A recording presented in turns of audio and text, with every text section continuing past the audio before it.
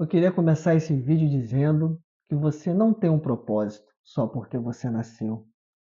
Você nasceu porque você tem um propósito.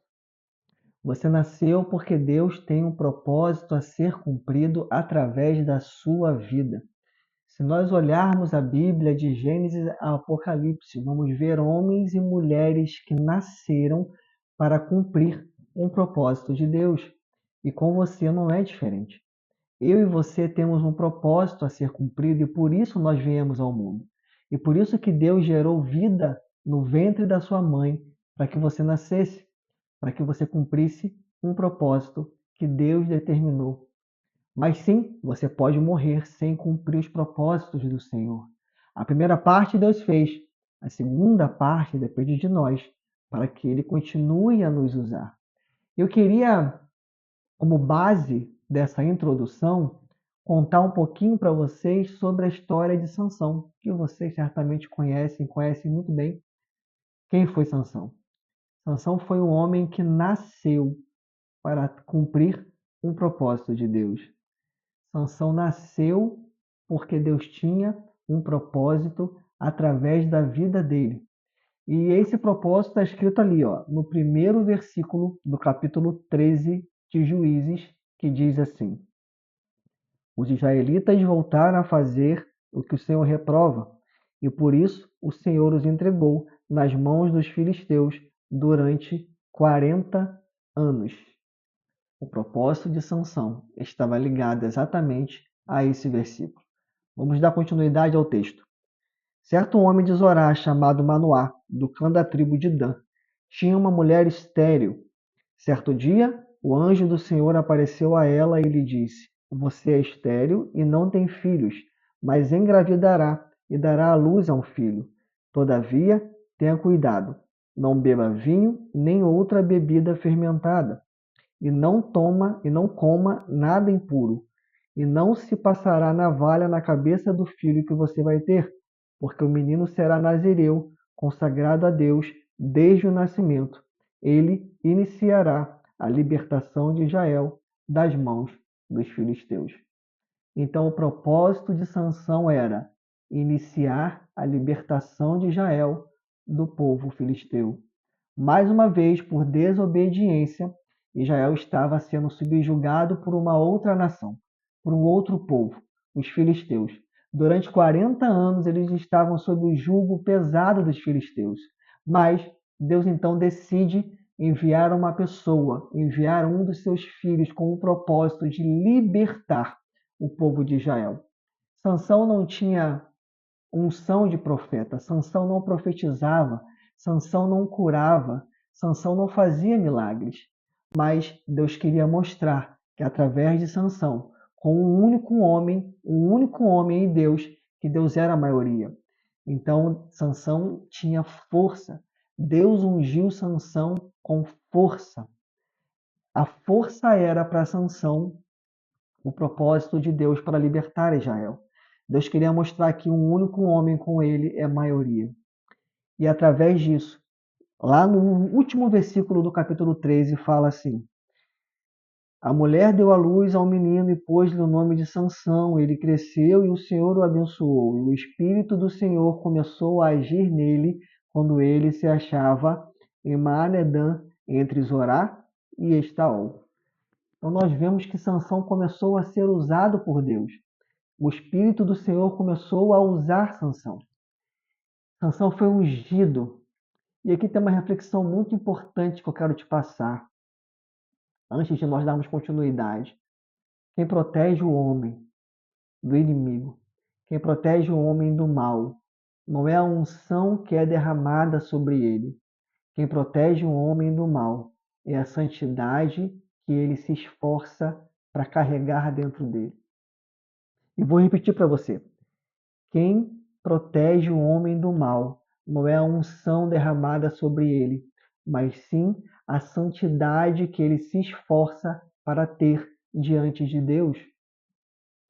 E Sansão não soube se esforçar para ter uma santidade diante de Deus. Sansão não podia cortar o cabelo, Sansão não podia tomar vinho, nem bebida fermentada, Sansão não podia tocar em nada impuro, ou seja, Sansão não podia tocar em nada morto. E a gente vê no capítulo seguinte, no capítulo 14, no capítulo 15, no capítulo 16, Sansão desobedecendo inteiramente as ordenanças de Deus, descumprindo aquilo que Deus ordenou que ele fizesse e deixando a santidade dele de lado. Sansão, ele mata um leão e depois ele passa pelo cadáver do leão e pega mel do leão, desobedecendo uma santidade de Deus. Depois Sansão se casa com uma mulher filisteia. No capítulo seguinte, no capítulo 14, Sansão se casa com uma mulher filisteia. E o pai de Sansão diz: não tem ninguém, nenhuma mulher na nossa tribo que você possa se casar. Sansão dá uma resposta para ele assim: os meus olhos se agradaram dela. Quantas vezes os nossos olhos se agradam daquilo que não faz bem ao nosso espírito? Por quê? Porque na grande maioria das vezes, no nosso dia a dia, a gente prefere olhar com os olhos carnais para tudo que nos cerca do que os olhos espirituais. Nós somos um espírito e temos uma alma dentro de um corpo. Nós não somos um corpo onde um espírito está ali. Nós precisamos primeiro olhar tudo ao nosso redor com um olhar espiritual. Então, as pessoas que nos fazem mal, precisamos olhar com um olhar espiritual. Não são elas, mas aquilo que está sobre a vida delas. O cenário econômico, precisamos olhar com um olhar espiritual. Não é o prefeito, o governador, o presidente que vai ditar se a minha casa vai ser uma casa com fartura ou não, porque quem dita isso é o meu Deus, é o meu olhar espiritual. A minha saúde, eu preciso olhar com um olhar espiritual. Tudo que me cerca, eu preciso olhar com um olhar espiritual. Toda vez que eu olho com um olhar carnal, com um olhar natural, eu estou deixando de acreditar no impossível de Deus, no milagre de Deus, na provisão de Deus. E Sansão então olha para uma mulher do povo que ele foi feito, que ele foi gerado para destruir e fala: eu quero me casar com ela porque eu gostei dela. Sansão então se casa com ela, tem um problema com ela ali, e por causa disso ele vai lá e mata 30 homens para levar roupas porque ele perdeu uma aposta, porque ela fez ele perder uma aposta. E aí ele sai, deixa a mulher em casa e volta para sua terra. Quando ele volta para a mulher dele, já está casada com outro homem, ele fica nervoso, vai lá, pega 300 raposas, coloca as raposas em dupla, coloca fogo no rabo das raposas, elas vão e incendeiam tudo. E aí os homens ficam ali e matam a mulher dele e o pai da mulher dele, ele começa uma outra guerra ali, e aí ele mata 1000 homens com uma queixada de jumento. E só desgraça vinda de um olhar natural e não de um olhar espiritual. No capítulo seguinte, ele volta para Gaza. Gaza é território dos filisteus. Gaza é território inimigo. Até hoje é assim. E chegando em Gaza, ele tem sexo com uma mulher prostituta. Ele pega uma mulher prostituta e dorme com ela. A partir disso, ele encontra uma outra mulher e essa mulher ele vai casar com ela, que é uma outra prostituta chamada Dalila. E ele casa com essa mulher. E os filisteus então oferecem a essa mulher 1.100 ciclos de prata para que ela entregasse ele nas mãos deles. Só para você ter uma ideia, Abraão, quando comprou um pedaço de terra para ser o sepulcro da sua esposa, ele pagou 400 ciclos de prata. E aqueles príncipes filisteus disseram: nós juntos, cada um de nós, vai pagar a você 1.100. Eram 12 príncipes, então você multiplica 1.100 ciclos por 12. Era muito dinheiro. Era muita prata.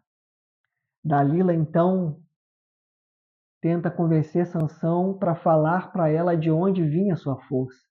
Tenta uma, tenta duas, tenta três, quatro, e apurrinha o marido dela. E aí tem uma outra lição para a nossa vida. Toda vez que nós tomamos atitudes, não são as atitudes que Deus gostaria que nós tomássemos. A nossa vida passa a ser uma vida não de paz, mas de guerra. É guerra com tudo. Guerra dentro de casa com a família, guerra com vizinhos, guerra no trabalho, guerra nos ciclos sociais que nos cercam. Todas as vezes que nós decidimos agir por conta própria, nós permitimos que o inimigo influencie nossa vida de alguma maneira. Com isso, a paz que excede todo entendimento deixa de existir dentro de nós. E aí vem insônia, vem estresse e uma série de outros problemas. E Sansão não tinha paz naquele casamento, não tinha paz naquela relação. Aquela mulher o tempo inteiro vivia na cabeça dele. Provérbios já fala que melhor é viver num cantinho do que com uma mulher o tempo inteiro falando na sua cabeça, que é pior do que o gotejar de uma goteira de casa. Então você imagina aquela mulher o tempo inteiro apurrinhando Sansão para que ele falasse a ela aonde estava a sua força. E o engraçado é que Sansão continuava olhando tudo aquilo com olhos naturais e achava tudo aquilo engraçado. E toda vez que falava para ela de onde vinha a sua força de forma mentirosa, ela chamava os filisteus e ele matava alguns filisteus. Até que um dia ela fez uma chantagem emocional. Chorou, falou que ele não a amava como mulher. E aí Sansão, então, movido talvez por sentimentos, diz a ela de onde vinha sua força. Ela então corta os seus cabelos e mais uma vez chama os filisteus. E ali no capítulo 16, no verso 20, fala assim: Então ela chamou Sansão, os filisteus estão atacando. Ele acordou do sono e pensou: sairei como antes e me livrarei. Mas não sabia que o Senhor o tinha deixado. Os filisteus o prenderam, furaram seus olhos e o levaram para Gaza. Prenderam-no com algemas de bronze e o puseram a girar um moinho na prisão. Quem gira moinho na prisão é vaca, é boi, é jumento. Sansão serviu de piada, de alegria, de comédia para todo o povo. Sansão, então, foi pego. E aí tem algo muito interessante que a Bíblia relata, né, que nós acabamos de ler. Sansão não sabia que o Espírito o tinha deixado. Eu falei lá no início dessa mensagem que o que nos protege não é a unção que está sobre nós. O que nos protege é a santidade que buscamos ter diante de Deus. Sansão, em toda a sua vida ministerial ou de propósito, ele foi cometendo erros atrás de erros, atrás de erros, atrás de erros, conscientes, perdendo a santidade de forma consciente. E se você perde a santidade, você perde a proteção de Deus. E Sansão, então, achando que ainda tinha do Espírito do Senhor, foi lutar contra os filisteus e foi derrotado. Não vai dizer que também hoje é assim? Tantas pessoas que são ungidas e acham que por terem uma unção ainda têm uma proteção de Deus, quando na verdade Deus já não protege há muito tempo. Deus já não está com essa pessoa há muito tempo. Mas ela acha que por ter tido uma unção, Deus vai continuar usando a vida dela, independente do que ela faça, e não vai. Não vai. Para que a unção permaneça sobre você, é necessário a busca pela santidade. A unção não permanece com alguém que não busca a santidade. E muitas vezes nós vemos homens e mulheres nos altares das igrejas que um dia foram cheios de unção, mas que não buscaram ter santidade diante de Deus e perderam essa unção e não perceberam ainda que não tem mais a unção do Senhor sobre elas. E isso é muito triste. Não perca, querido, a unção do Senhor sobre você, por conta de não buscar uma santidade que você deveria ter. E aí vem uma pergunta: o que levou Sansão a perder a sua santidade? Foi quando ele matou um leão e tempos depois foi ter com um defunto? Foi ali ver um defunto e comer mel nele? Foi Sansão ter casado com uma mulher do povo que Deus queria que ele destruísse? Foi Sansão ter se deitado com uma prostituta em Gaza? Foi Sansão ter casado com uma outra prostituta em Gaza?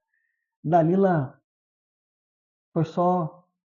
Não foi Dalila que fez Sansão perder a unção de Deus. Dalila, a prostituta, a outra mulher que ele casou, que a Bíblia nem dá o nome dela, todas essas pessoas simplesmente foram usadas pelo inimigo.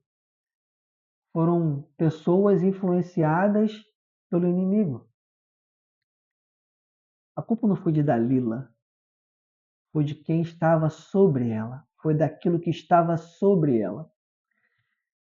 No versículo 23, a Bíblia nos diz quem estava influenciando todas as pessoas contra Sansão.